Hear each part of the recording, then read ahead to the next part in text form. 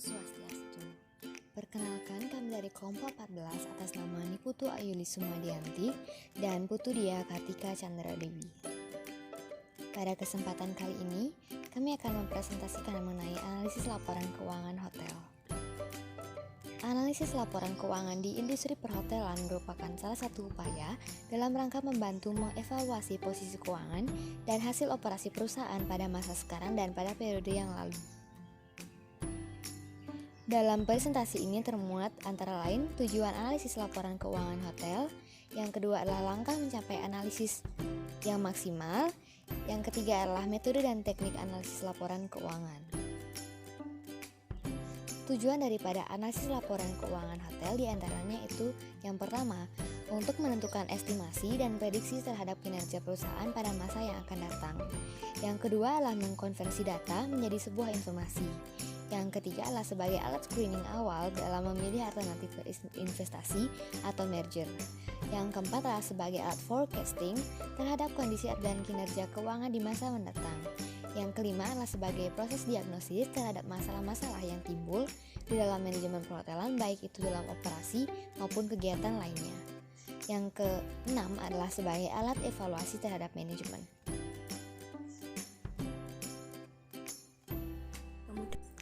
Baik, saya akan melanjutkan presentasi dari teman saya dengan materi langkah analisis laporan keuangan hotel.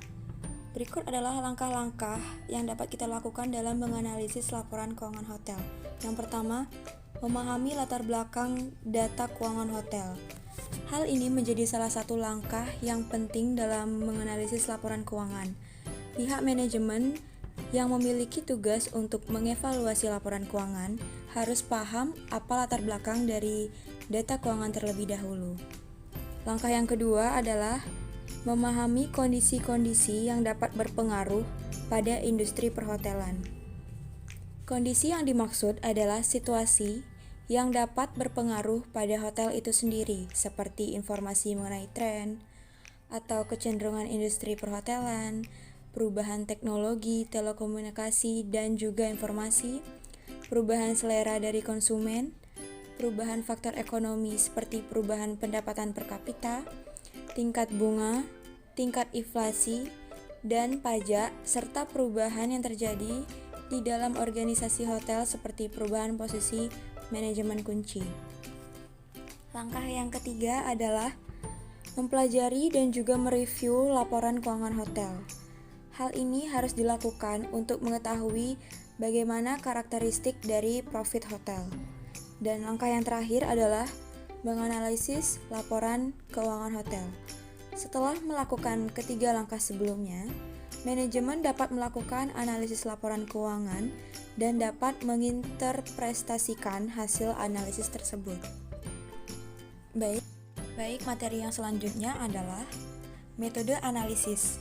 Metode analisis dapat dibagi menjadi dua metode. Yang pertama, metode vertikal, dan yang kedua adalah metode horizontal. Metode vertikal merupakan metode yang membandingkan antara pos yang satu dengan pos yang lainnya pada laporan keuangan yang sama untuk tahun yang sama.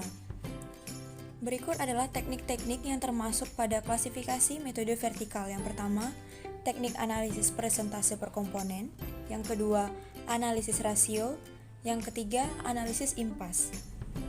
Metode yang kedua adalah metode horizontal. Metode ini dapat didefinisikan sebagai metode analisis yang dilakukan dengan cara membandingkan laporan keuangan untuk beberapa periode sehingga manajemen dapat mengetahui perkembangan dan juga kecenderungan dari laporan keuangan.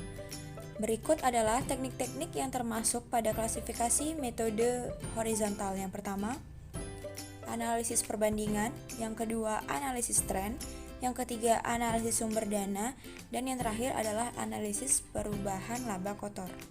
Setelah membahas metode analisis, berikutnya kita pindah ke materi teknik analisis laporan keuangan. Berikut adalah pengelompokan rasio keuangan.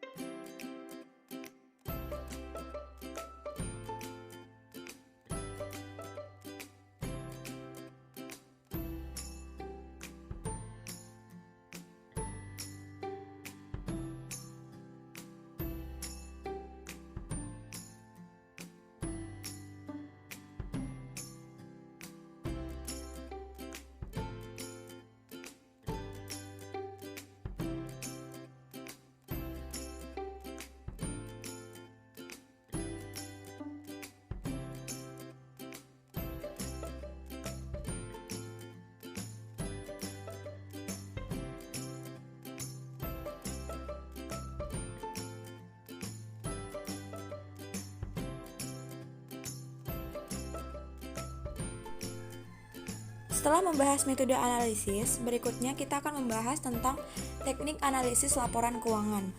Berikut adalah pengelompokan rasio keuangan yang dapat dipakai dalam menganalisis laporan keuangan.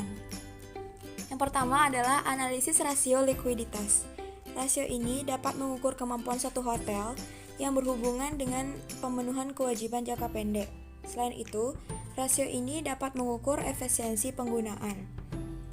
Yang kedua, itu ada analisis rasio solvabilitas. Jadi, rasio ini dapat mengukur kemampuan suatu hotel sejauh mana dapat memenuhi kewajiban jangka panjangnya. Rasio ini mengukur tingkat perlindungan para kreditor jangka panjang. Selanjutnya ada rasio return of investment.